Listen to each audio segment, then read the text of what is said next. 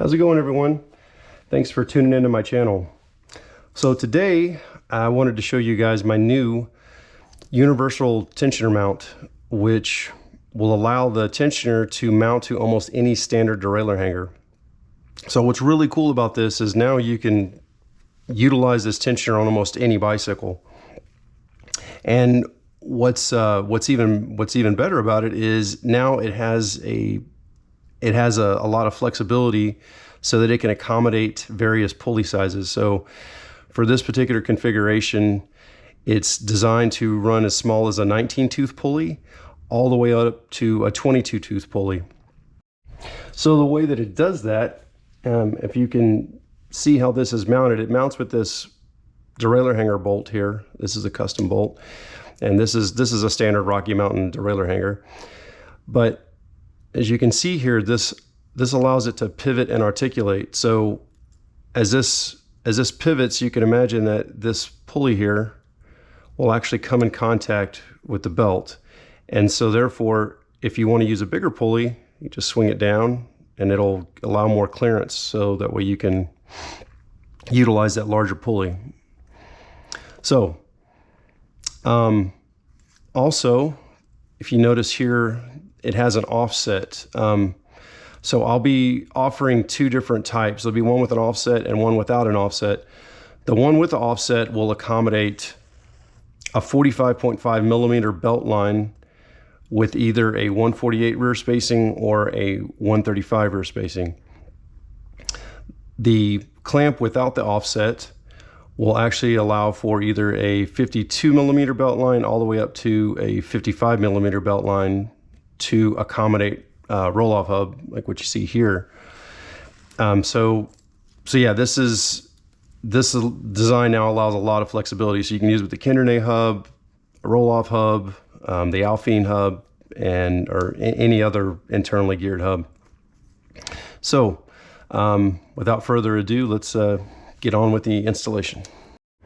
Okay, to install the belt drive tensioner with the universal mount on it, you will need your derailleur hanger bolt along with the Nordlock washer,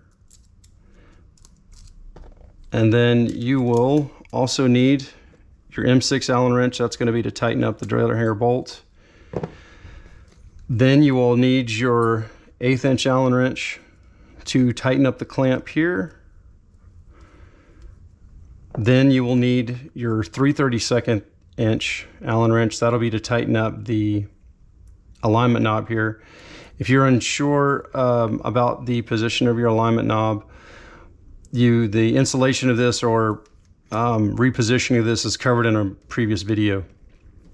The next wrench you're going to need is the 5/32 inch wrench, which is going to be used to actually tension up the tensioner.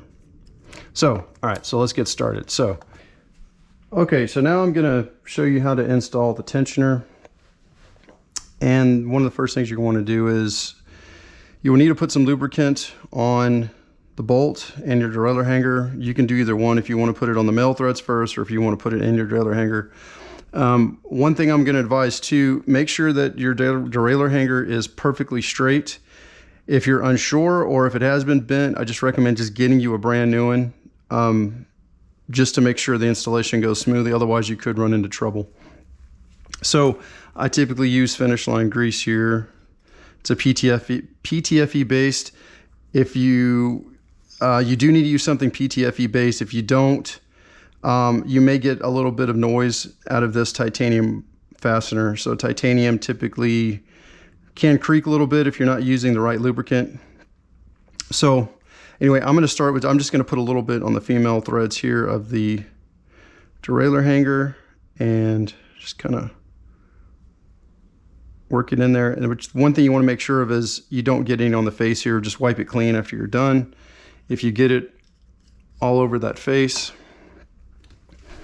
So I'm just going to go ahead and wipe the face clean here. Then you'll grab your belt tensioner, take your bolt, install it through the hole, and then put on the Nordlock washer. It doesn't matter what direction. Just as long as you got it on there, it'll work just fine.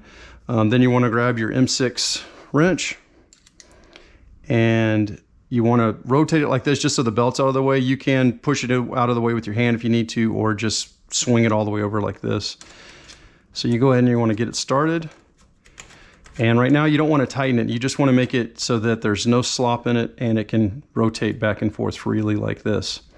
All right, now the trick here is that you're going to want to use your hand to push up with the belt. And as you do so, you're going to want to put just a little bit of tension against it, not much. And I'll show you here in just a second. So the idea is you want to, as you're holding it, you want to go ahead and just barely snug it down so that you know all the slop is out and it's in place. Now what you want to do is push the belt back up like this, and you want to make sure that this rotates. Now as you can see, as I'm doing this, it's actually rotating the belt, which we don't necessarily want. So you want to just slack off, or just you can rotate it back just a little bit. So I'm going to do something like that, so that now when I push up, it should spin freely. So the reason for that is you just don't want to put too much pressure on the belt. Obviously the purpose of this tensioner is to act as a snubber. So it just keeps the belt from ratcheting and prevents it from slipping. So now that you do that, you want to make sure that your that this can spin back and forth freely, and then you're going to make sure that you can actually move the knob back and forth, this knob here, to rotate. So in this case, I still had this tight, so I need to loosen it up. So you're going to use your 3/32 inch wrench,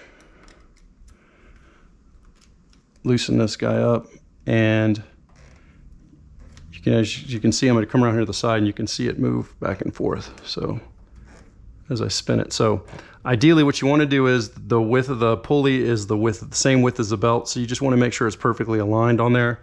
So I'm going to do something like this. I think we're good. And then you want to come and tighten up, grab the knob and then snug it down, and then come back and give it another snug with the long end of the wrench, and then recheck your alignment. Come back here and make sure that it's aligned up straight. And it looks like, okay, that looks pretty good. Then you can go ahead and we're going to go ahead and tighten this guy up. So go ahead and tighten a little more, and then I'm going to torque it to 85 inch-pounds using your torque wrench. Okay, and there we are. Okay, and then you want to make sure that it's not going to move. All right, then you can go ahead and you pull your belt down. You're going to rotate this up till you get the tensioner in place. Now we're going to go ahead and put the proper preload on it, and you're going to use, for that, you're going to go ahead and use your 1/8 inch Allen wrench and your 5/32 inch Allen wrench. So quite simply, you're going to take the 5/32, put it here, and you're going to rotate down till you tension up all the way, or whatever tension you feel like running. So in my case, I just go ahead and tension it all the way, and then you can go ahead and tighten up the clamp here. The clamp doesn't need to be torqued. Basically, you can just tighten it until either you close up the gap or it's not going to slip. It really does not take much force. So in this case, you can see it's there. Then as I rotate backwards, that's usually what I do first, and make sure it's smooth and not notchy. And there you go. And that's all there is to it.